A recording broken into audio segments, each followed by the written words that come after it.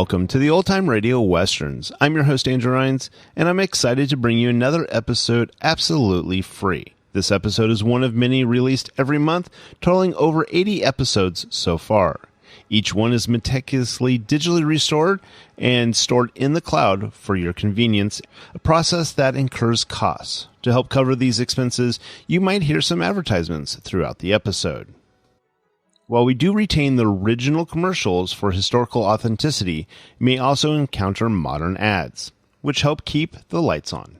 If you prefer an ad-free experience, we offer a couple options. You can listen to the episodes on YouTube, where they don't include the audio ads, although YouTube may provide their own ads on their platform. Alternatively, you can also support us by becoming a patron on our Patreon page. For more information, go to otrwesterns.com/donate.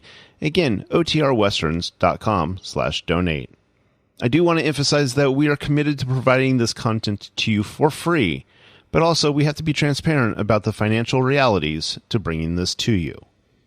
To those of you who are already supporting us, we extend our heartfelt thanks.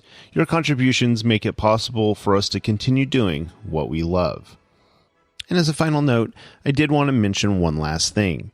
If you are paying for a service, let's say like Audible, and you're listening to this show on that site, they do not provide any financial or monetary means to this podcast. We provide it to them as a way for you to be able to listen, but they don't help us in any way. So again, thank you to everybody who's already supporting, and those of you who want to support us in the future, I deeply appreciate it. Now, let's get into this episode.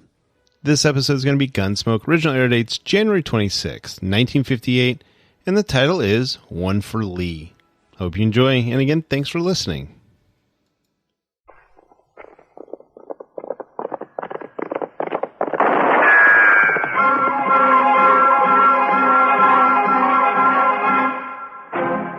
Around Dodge City and in the territory on West, there's just one way to handle the killers and the spoilers, and that's with a U.S. Marshal and the smell of Gunsmoke.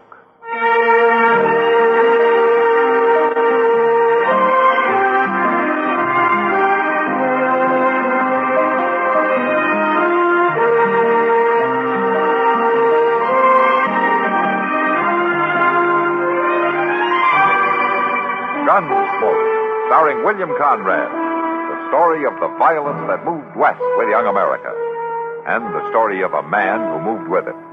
I'm that man, Matt Dillon, United States Marshal. The first man they look for and the last they want to meet.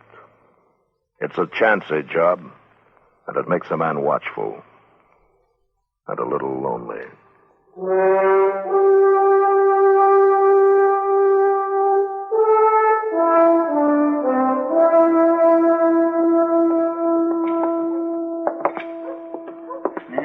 Looks like that doggone train's gonna be late again, Mr. Dillon. You ever know what time it wasn't? Oh, no, sir, but it'd kindly make Dodge seem more civilized somehow if the train ever got in when it was supposed to. It'd take more than that to civilize this town, Chester. You know, I heard a fellow from the east somewhere spouting off over at the Dodge House the other day, and he said civilization follows the railroad. He must own stock in the company. Ah, hello, Doc. It follows the plow, the way I heard it. Oh, Doc, you wasn't even there. Oh, there must have been some other fellow I heard. You're up kind of early this morning, aren't you? Well, I could say the same thing.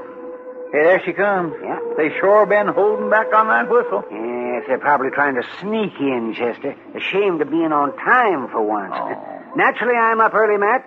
As one of the few respectable citizens of Dodge, I felt it was my duty to be on hand to greet the senator personally. Oh, that's mighty thoughtful of you, Doc. If all he was to see standing on the platform was you roughneck wolves with dirty shirts, he might get the wrong impression. Oh, now, Doc, you're hurting Chester's feelings. He washed that shirt himself. I mean, he might have done a better job if he'd used some soap. I did use some soap. Doggone it, Doc. Well, at least the politicians in Topeka and Washington have finally found out that we're on the map. Might be better if they hadn't. They're probably fixing to raise taxes. No, Doc. Senator Hooper is here to study the problems of the farmers and the cattlemen firsthand. That's what the telegram said. He's more likely here to investigate the general laxity in law enforcement. Look, that must be him standing there in the door of the coach, huh? Yeah. Yes, come on, Matt. Come on. It isn't every day you get to shake the hand that feeds you. Well, it's sure not feeding me from very high on the hog, Doc. Oh, now, if you weren't marshal, you might have to go and work for a living. Greetings and salutations, good people of Dodge City. Thank you. Thank you. I hope you'll be just as enthusiastic when the next election rolls around.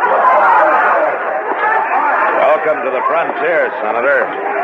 I'm Matt Dillon. It's a pleasure. I've heard a lot about you. This is Doc Adams. An honor, Doctor. This is Chester Proudfoot, Senator Barclay Hooper. Pleased to meet you. How do you do? Can I give you a hand with that baggage, Mr. Sender? Why, it's real kind of you, Mr. Cloudfoot. You're Proudfoot, and you're welcome. the homestead Later. I fully intend to meet each and every one of you personally to listen to your problems and to answer any questions you may have.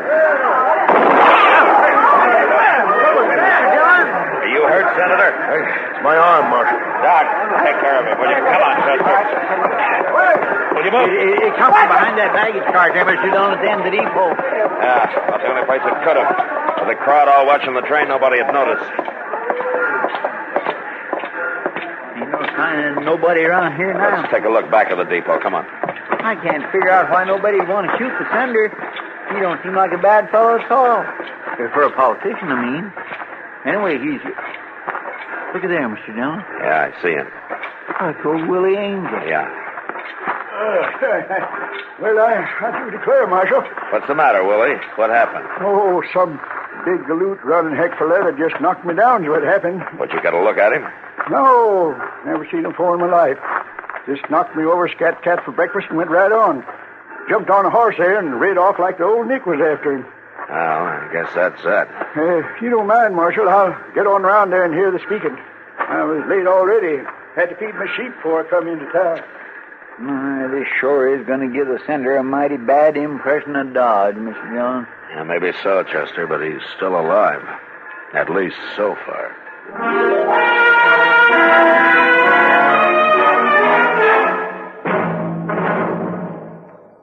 Now listen just a minute. If you will. I've got a little story to tell you. Well, it's not so little, it's sort of a tall tale. Ever hear of the demon brick setter from Williamson County? That'll have to do for his name, because I haven't ever heard of any other. Stories about him are popular mostly around Pennsylvania, but other places, too, call him their native son. Seems he came out of the hill country, a powerful 8-foot giant as wild and woolly as they come. First thing he did when he hit civilization was to get a shave and a haircut.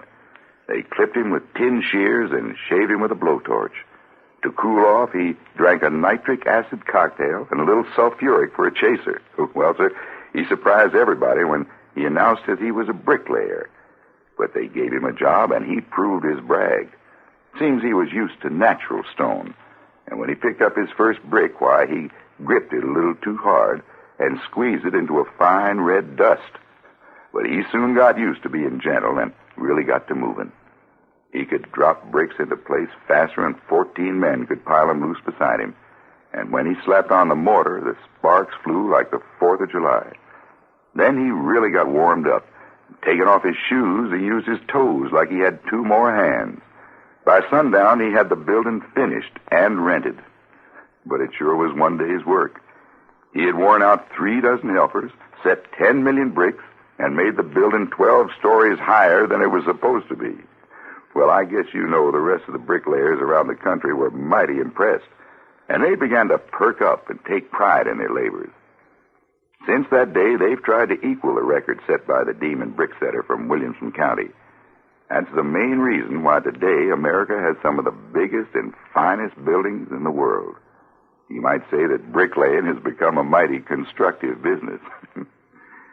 Say, isn't it nice being citizens of a country where you can laugh and talk about things free as a breeze? And write and read and worship too. Yes, sir. Maybe you don't think about it much, but you should.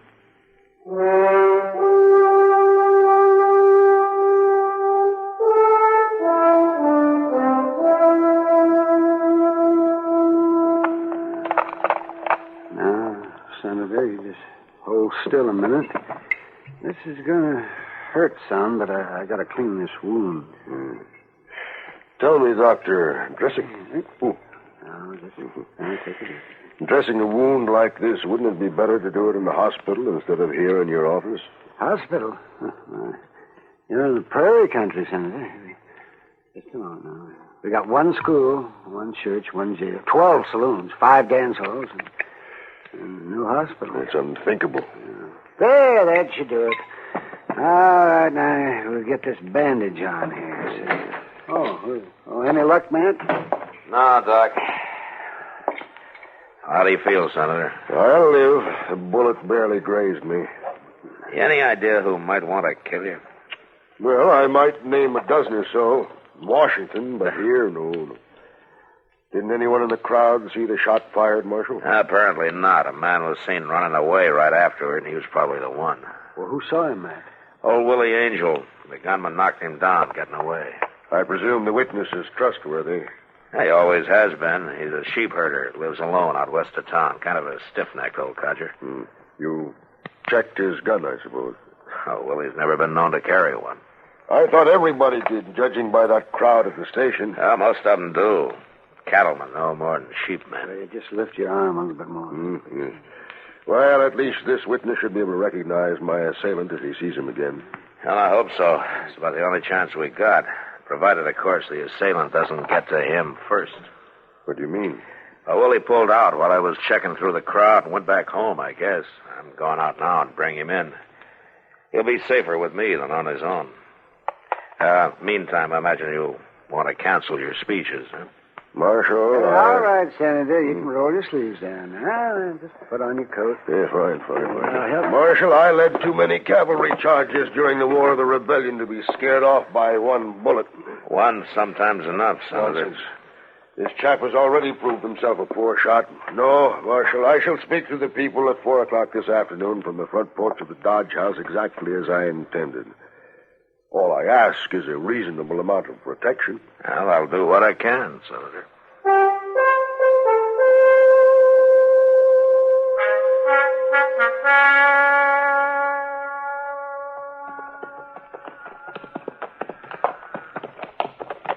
There he is, Mr. Dillon. Yeah. Hey, Willie. Willie! Yes, sir, Marshal. Be right with you. Just as soon as I get these ornery critters into the pen here. Let's stretch our legs a little, Chester.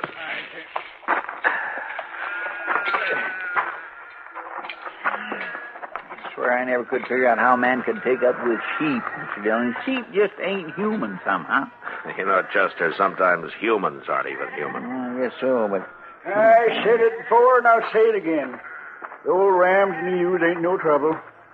Them gall-dang lambs ain't got no sense at all. Where'd you run off to this morning, Willie? I come back home, Marshal. Where'd you think? As soon as I heard there wasn't going to be no speaking. Anybody been out here since then? Of course not. Who do you think come clear out here? That fellow who knocked you down this morning, might. What for? He ain't no friend of mine. What are you getting at, Marshal? You're the only man in Dodge City who can identify him, and he knows it. You mean he'd be after me? That's right. Man sure can get himself into a pass with trouble when he ain't meaning to. Yeah. Why don't you come back into town with us, Willie? You'll be a lot safer. For how long? Oh, I don't know. Maybe just this afternoon. The senator's going to speak at 4 o'clock. That gunman might show up again. You could spot him for me. Well, I'm real partial to speaking. Well, good. It'll work out fine. Yes, sir. Yeah, but I still got to think about the sheep. How to lead them took care of, I mean. Well, you'll be back this evening more than likely, in the morning at the latest. Well, you could throw out feed now, enough to do 'em. Chester will help you, Willie. He's very fond of sheep, aren't you? That a fact now. Well, then you understand him, don't you, Chester? No, I don't. Now, I wouldn't go as far as to say that. Marshal, you know, there's one thing I don't figure out. Oh, what's that? Your job's to protect that there senator, ain't it? Yeah, that's right. Then how come you're bothering about me? I ain't nobody. Willie, the day I start thinking that way, I'll take off my badge. Now, come on, let's feed those sheep.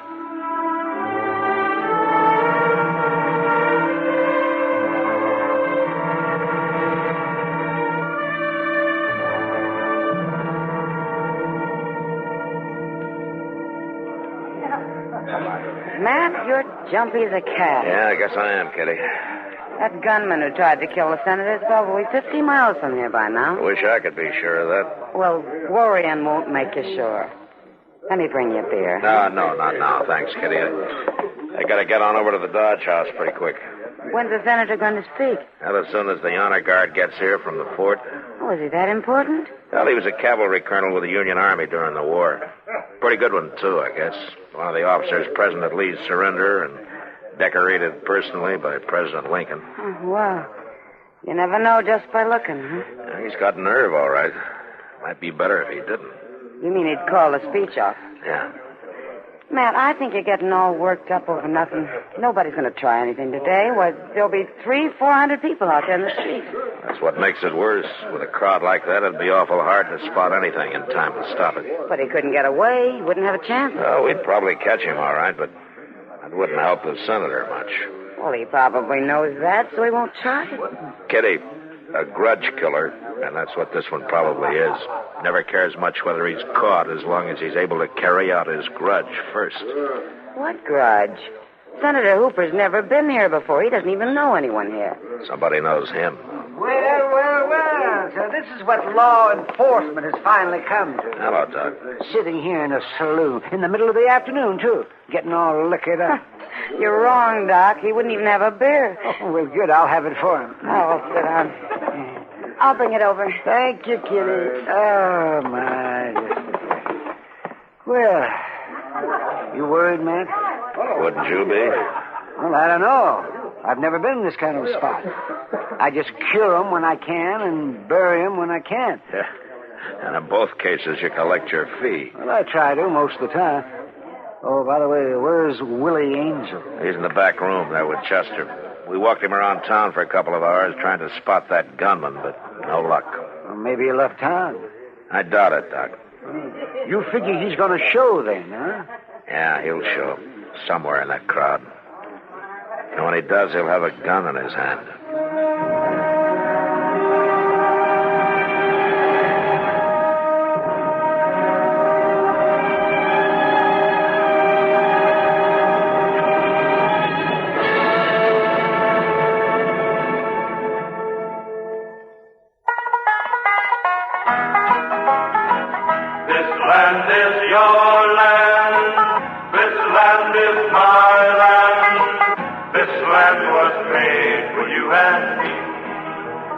Allegan is a nice little place, not unlike Dowagiac or Niles. But then small towns in Michigan are all pretty much alike. Saturday is the big night in town, of course. The week's farming is done. Sale crops are at market, and Mom, Pop, and the kids get slicked up for the square dance at the Grange Hall or the summer party at Chet's Beach Point Lodge. Winter means potluck dinners at the schoolhouse and breaking out the good food put up earlier in the year, and long, cold months before the red breast of the first robin is seen, or the first apple blossom bursts out on the trees. That's about the time of Holland's Tulip Festival, the time when the city people begin to think of going over to Mackinac Island for a few weeks. It's the time of tree toads in the woods and sassafras smell along Route 5. Detroit is at a halfway point, and more than one young man's fancy turns to thoughts of the girl he left in Kalamazoo. That's springtime in Michigan, a state which all the time fulfills the promise of its motto, if you seek a pleasant peninsula, look about you.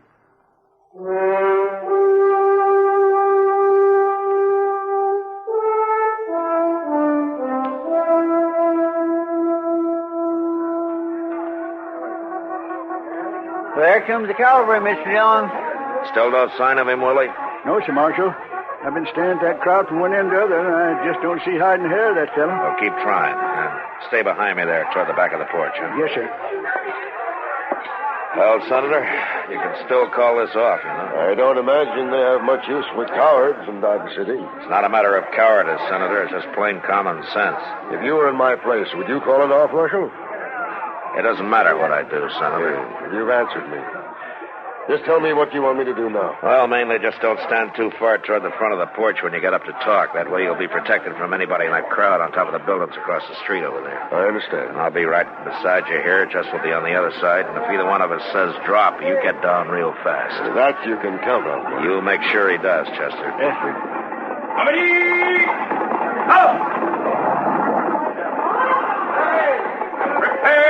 Marshal, I want you to know I appreciate your position, your responsibility. I have complete confidence. Thank you, sir. And good luck, son.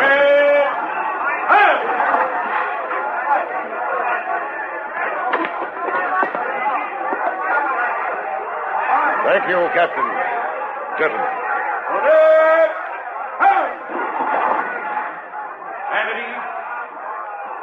Officers and troopers of the United States Cavalry, and all of you good people of Dodge City, I intend to try once again this afternoon to make a speech which earlier, you may recall, was rather rudely interrupted. I had announced that I was coming here to discuss problems and take up grievances. So I could only assume that the unknown gentleman this morning must have had a very big grievance. And though I don't entirely approve of his methods, he did one thing I wish all of you would do. He delivered his grievance in person, instead of telling it to... Willie! Willie! Why, Willie into his cell. He had a derringer hid in the front of his shirt. Did you kill him? I don't know. Doc, come on up here, will you? But why, Marshal? I never saw this man before in my life. I don't know, Senator. Captain, did you use your men to keep the crowd back off the porch? First and second platoon form the skirmishers. Lieutenant, move your platoon to the left. Willie. Willie, can you hear me? Hurts, Marshal. Hurts awful bad. Here, Chester, help me carry him inside, huh? That's right.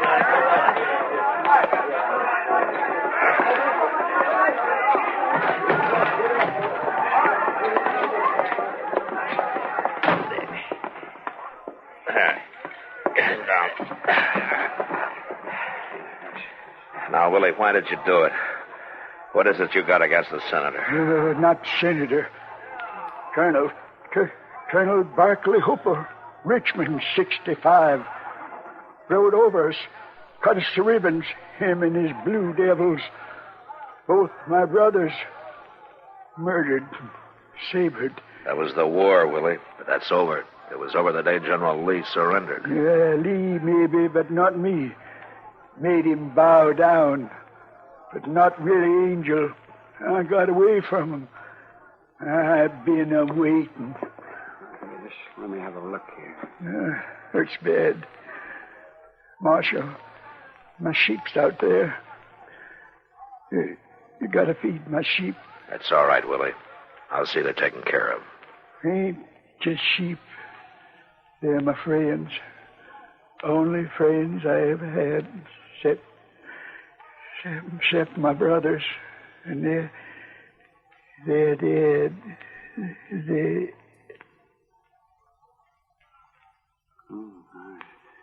He's unconscious. Well, what do you think, Doc? Well, it's about 50-50. It'd maybe be better if he did die. Well, Willie wouldn't last a year in jail. Yeah.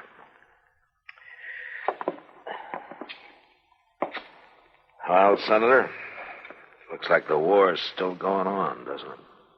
All this time, just waiting, he said. Yeah. Kind of funny in a way. If he'd killed you 10 or 12 years ago, he'd have been a hero. Not a half the country, anyway. He tries the same thing today, and he's shot down as a criminal. It's something to think about, isn't it, Senator?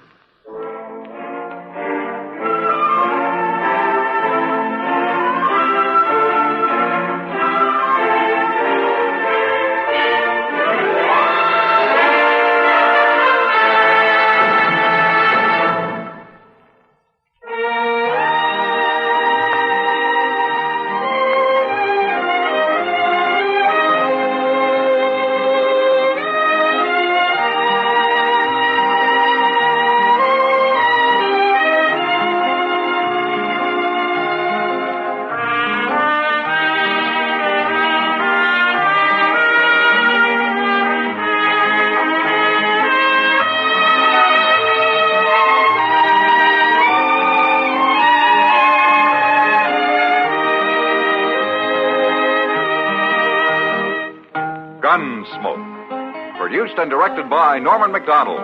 Stars William Conrad as Matt Dillon, U.S. Marshal. Featured in the cast were Parley Bear as Chester, Howard McNear as Doc, and Georgia Ellis as Kitty. George Walsh speaking. Join us again next week for another specially transcribed story on Gunsmoke. This is the United States Armed Forces Radio and Television Service.